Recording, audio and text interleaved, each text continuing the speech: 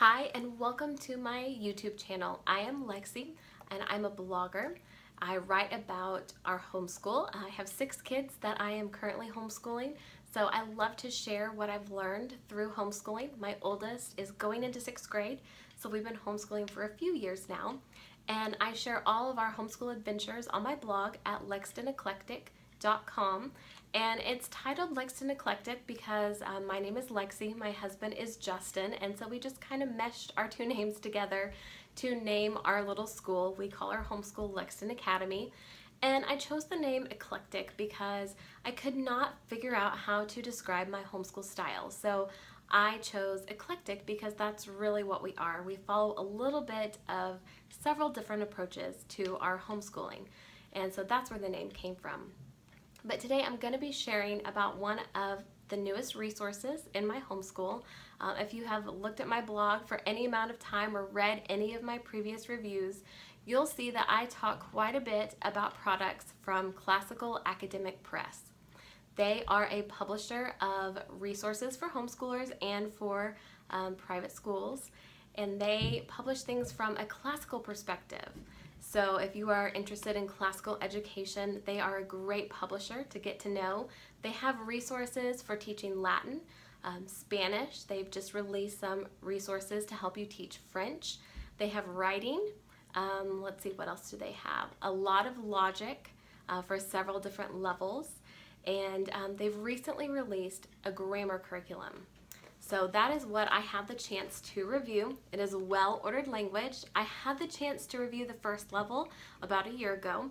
This is level 2A, and it just came out, and I had the chance to review it. I used it with my son, who is going into 4th grade, so he just finished 3rd grade, and so he kind of placed somewhere in this level, so I thought it would be a great way to review some grammar concepts with him. So I've been working on this level with my son over the summer, and this book, and there's 2 parts to level 2, A and B, so each one is for about a semester's worth of work, and this is A, so B I don't think has come out quite yet. I don't have that one yet, but this one covers the 4 kinds of sentences: the declarative, interrogative, exclamatory, and imperative. It also covers in Chapter 2 adverbs, and Chapter 3 is adjectives. Chapter 4 is predicate verbs and direct objects. Chapter 5 is predicate nominatives. Chapter 6 is predicate adjectives. Chapter 7 is predicate review, and then Chapter 8 is possessive nouns. So each chapter takes us about 2 or 3 weeks to work through. We're not trying to rush through it too quickly. I want to make sure my son really understands the concepts. So the program comes with the student's book right here, and it also comes with the teacher's edition right here. This is the teacher's guide. It's quite a bit thicker than the student's book. You can see there's a pretty big difference. There are a lot of teacher notes in this one right here, as well as copies of all of the student pages with the answers for easy grading. And then another really unique thing about this program that's different from any grammar program that I've used in the past is that it comes with a CD or a digital download of chants and songs for the different grammar concepts. So we can sing chants about the different types of sentences, or a chant about the definition of an adjective. And so it's a really creative and fun way to help remember grammar concepts, because as my son will tell you, he does not find grammar very fun. And so that is kind of another way just to help him learn, rather than just reading it over and over or having him just memorize it. He can chant it or sing it, so it makes it a little more memorable for him. So I'll show you a little bit about what is included in this level and kind of what the lesson looks like, and then I'll tell you my thoughts on it so far. So here is one of the chapters. They all start with a pretty long narrative passage that talks about whatever concept they're covering that week. And there are lots of examples. There's often a poem or a literary example that kind of ties in whatever concept is being taught.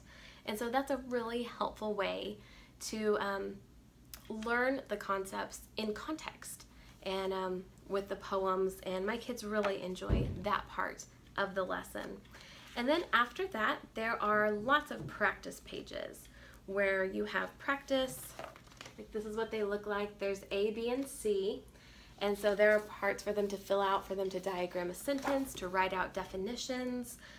And then this program does something that's really unique.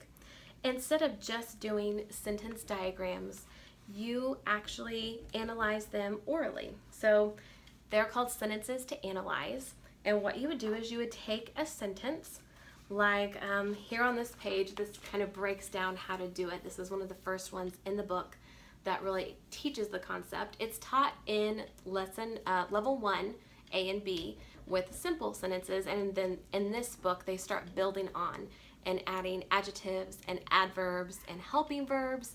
So when you analyze sentences in this book, they're a lot more complex, but this right here gives you a review of what it is going to look like. So this is how that works with your child. The first thing you do is you read the sentence orally, and then you identify the sentence, what kind of sentence it is, and then you identify the subject and explain how you know it's the subject, and then you identify the predicate and explain how you know that that is the predicate. So this is what it would be like for the sentence tides fall. You would read the sentence aloud first, tides fall, and then you would identify it as a sentence. You would say this is a sentence because it is a group of words that expresses a complete thought. Then you identify what kind of sentence it is. It is a declarative sentence because it makes a statement. Next, you identify the subject. This sentence is about tides. So tides is the subject because it is what the sentence is about. And then you identify the predicate. This sentence tells us that tides fall. So fall is the predicate because it is what the sentence tells us about tides. It is a predicate verb because it shows action. There is no linking verb because predicate verbs do not need linking verbs. These are the principal elements because they are what are needed for the sentence to be completed. So in each lesson, there are several sentences to analyze. For a teacher, they could write them on a whiteboard and they could chant them together with the entire class. When I'm doing it with my son, we usually just read the sentences straight from the book and we analyze them out loud together. And I walk him through the script and he chants it along with me. And it's amazing how easy it is for him to diagram the sentence or to mark the sentence with the subject, the predicate, the helping verbs, the adjectives, the adverbs, once we've gone through it, and he really understands why each word is doing the job that they are, because we talk about, well, how do we know it's the predicate? How do we know it's an adjective? What question is it answering? Is it telling who, or is it an adverb telling where or when? And so it's really helped him break down the different parts of speech and really understand them. Another fun thing that's included in the lesson, there are usually fables or poems or both. They're not lessons that are necessary for the program, but they're some of my kids' favorites. So I always include them in our week and we always make sure to do those. But we read the poems together, we talk about what the words mean. The book gives great tips on how to explain the vocabulary words. There's also good ideas for books to read to follow up, or if they pull out an excerpt from a story, they always tell you what book it's from to encourage the child to read the entire book if they enjoyed that little excerpt. So we always read those and talk about them. There are great guiding questions in the teacher's guide where we can have good discussions, and then we often look for different grammar terms, different words in the poems or the stories, and we kind of talk about their meaning. Sometimes we analyze some of the sentences from the poems or stories and we do our chanting out loud. So it's just kind of a fun way to incorporate literature and poetry into our grammar studies. It makes it a lot less dry and boring. So I promised I would give you a review. I'm going to be writing one, so this will be included with my written review, but I wanted to do a quick video review first. So we have really enjoyed using this program. It's very different from a typical grammar program. A lot of it is done orally. It has lots of great stories and poems that are interspersed throughout the lessons. And as I said, it comes with the songs and the chants for the different grammar terms to help you remember them. So it's a really wonderful program, especially if you have a child who is an auditory learner. My daughter, who's using level 1, really loves the songs and chants, and she has memorized all of them just within a matter of days. And they've really stuck with her because that is how she learns. She learns through the songs and the chants. My son, he enjoys that part of it, but he learns more through stories. And so when we do the poetry or we read the fables together, that really sticks with him, and he really enjoys analyzing sentences from those stories. He finds that more meaningful, and it just seems to make more sense to him. So it works well for different types of learners, and it's a great way to make grammar a lot more creative. So it's also kind of a more laid-back approach to grammar. There's some diagramming, you do some analyzing, but it doesn't move too quickly. It really covers each topic very thoroughly, and I feel like my kids are able to master, what is an adjective, what is an adverb, what is a predicate nominative throughout the lessons, because there are lots of practice pages and lots of opportunities to practice through the chants and the analyzing and the diagramming. Also in the teacher's guide, there are lots of ideas for extension activities. Some of them are geared for classrooms, but they do give ideas for activities that you can do with a smaller group or with one child. Different games you can play just to make it more engaging. So it's really a neat program. It's a very fun way and a very different way to learn grammar. And although it's a classical approach, I also feel it works well for a Charlotte Mason style homeschooler because of the stories, and it uses examples from famous poets and famous works of literature or fables. And so it's a really great integration of the literature and the grammar.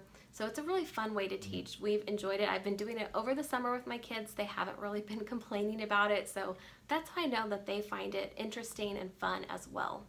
So you can find out more on their website at Classical Academic Press. I'll make sure that I include a link so you can look up this program and see if it would work well for your homeschool. I know there are several more levels planned. I'm hoping to look at level 2B once it comes out and continue on through the program, because we use their writing program as well. And so I feel like their grammar program really complements their writing program.